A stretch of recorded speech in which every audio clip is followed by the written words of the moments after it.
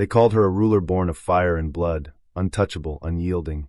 But when the human she claimed as hers was marked for execution, the alien queen shattered her own laws. Now, hunted by her own armies and surrounded by enemies, she will risk her crown, her life, and her entire world to keep him alive. Because somewhere between war and betrayal, the queen who ruled empires found something far more dangerous: love. The alien world burned under twin suns, its skies ripped open by streaks of plasma fire. Massive fortress cities smoldered in the distance, their jagged black spires jutting like broken bones.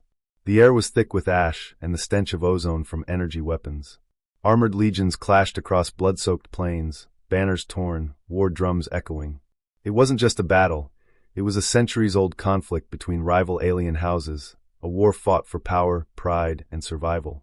From the chaos above, a human drop shuttle spiraled out of control, flames licking its hull.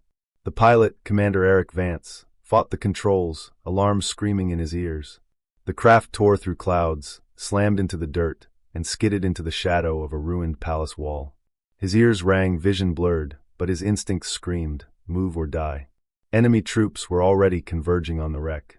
Eric crawled from the wreckage, clutching his rifle, every breath heavy with dust. His armor was dented, comms dead, rations gone. He scavenged what he could, half a power cell, a combat knife, and a single canteen. Night fell fast, bringing freezing winds and alien predators with glowing eyes. Each hour was a fight, to find shelter, to stay hidden from war patrols, to push through injuries that slowed him down. On the third day, he stumbled into a moonlit clearing and found her, tall, radiant even in battered armor, her silver hair braided with gold bands. She carried herself like someone born to rule. A ring of elite guards surrounded her, weapons raised at him. But she stepped forward, eyes like molten amber locking onto his. She spoke in her language, sharp and regal, and though he didn't understand the words, the command in her tone was clear. He was now under her protection.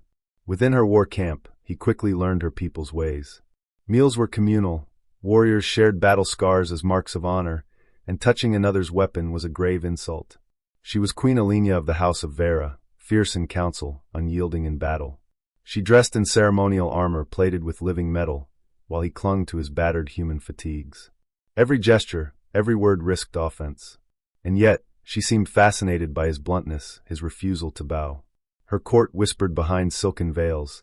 Some saw him as an omen of victory, others as a foreign spy. Rival factions plotted, knowing the queen's interest in him disrupted delicate alliances. Enemy spies lurked in the shadows, and warlords in her council openly questioned why a human should stand at her side when their world bled. When enemy assassins breached the camp, the queen decreed he would sleep in her guarded tent, for his protection. In truth, it was for hers as well. They shared the same space, the same firelight, their conversations growing longer as nights passed. She taught him her language in whispers before dawn. He showed her the human way of reading stars for navigation. The war raged outside, but within their tent a quiet, dangerous warmth grew. He found himself drawn to the way her voice softened when they were alone, how her gaze lingered when she thought he wasn't looking.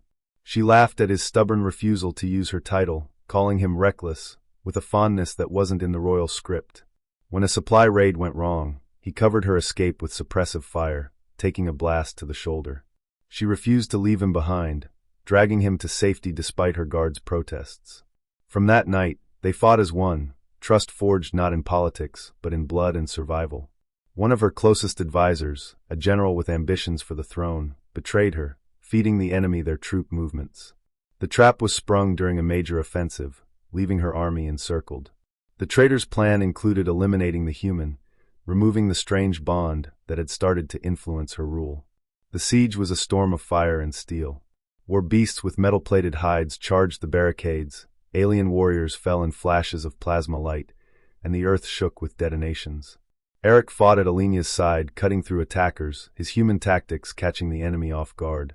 Smoke stung their eyes, the roar of battle drowning all but their shared determination. In the chaos, they found a moment, a brief shelter in the ruins. She admitted in a trembling voice that her people could not endure much longer, that every decision weighed on her soul. He told her of his home, of the wars humanity had survived, of the belief that even in endless darkness, there could be a dawn. When the traitor's ambush cornered them, Eric took the hit meant for her, collapsing in her arms. She called her personal guard, fighting like a storm-given flesh to drag him out of the kill zone. Her cry carried over the battlefield, a queen's fury and a woman's desperation entwined. With the traitor exposed and executed, she stood before her people with Eric at her side. She declared a new pact, not just between houses but between worlds. His knowledge of human tactics and her command of alien forces turned the tide in their favor. The war did not end overnight, but in the months that followed, battle lines shifted toward negotiations. Together, they walked the palace gardens rebuilt from rubble, twin suns setting over a horizon no longer filled with fire. Their hands brushed, no longer needing words to promise what they had both fought for, peace, and the bond that had made it possible.